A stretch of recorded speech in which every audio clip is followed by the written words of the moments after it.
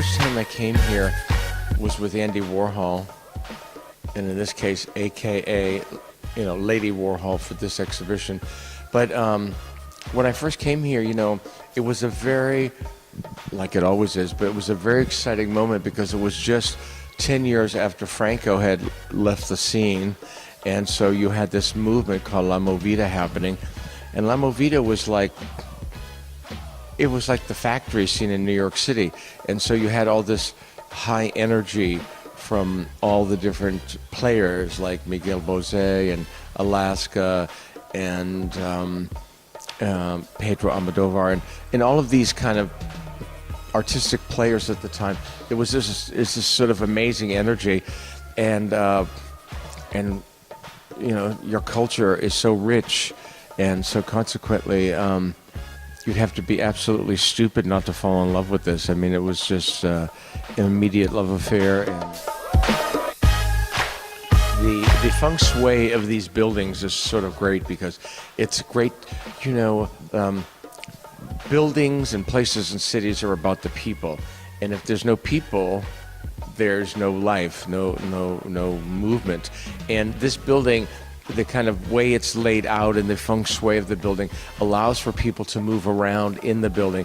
And so with the capable group and the staff, hopefully it'll get a lot of attention. It'll make sure that people stand up and listen and watch and see this first event. And I'm sure already from what I can tell, the media and the press seem to enjoy what they see. And I'm happy to be the kickoff act at La Térmica.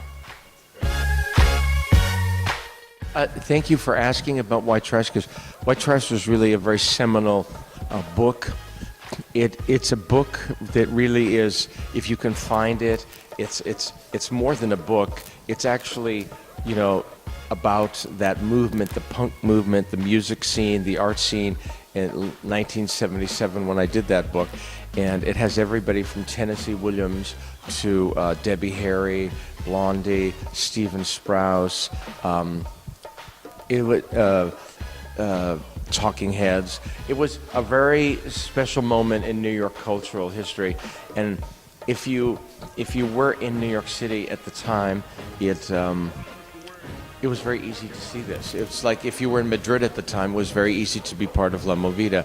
And that was a collection of images and photographs that I put together in like 2 or 3 weeks, just being in New York City. And Andy was always looking for new things to do with his friends and fellow artists. And so we started to talk about what could we do together, what kind of collaboration. And so we're trying to find some kind of artistic provenance or historical provenance of something that was successful that was done before. And of course, that thing that was done before was something that Man Ray and Marcel Duchamp did called Rose la Vie. This thing about identity is such an occurring and current thing. I mean, if you look at people like Cindy Sherman, she plays with identity. If you look at even Nan Golden's work, she's taking pictures of people that are showing a certain kind of identity. I mean, this idea of identity, the way we dress, the way we act, it's this, in the Warhol work, that's why that's originally called altered image, because Andy often used to say to me, I wish that I could take my Andy suit off. In other words, he was always Andy Warhol to everybody. But sometimes, when we would just be private someplace, he wasn't really Andy Warhol. He was just this kid that grew up in Pittsburgh that just wasn't this famous person, this big persona, this very larger-than-life person. I mean, often people ask me today, do you miss Andy?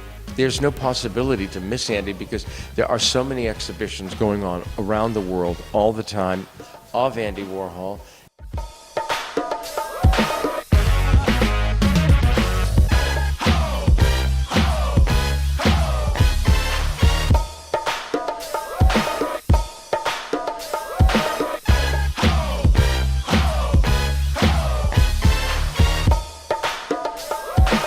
Yes, we met on our bicycles in New York City.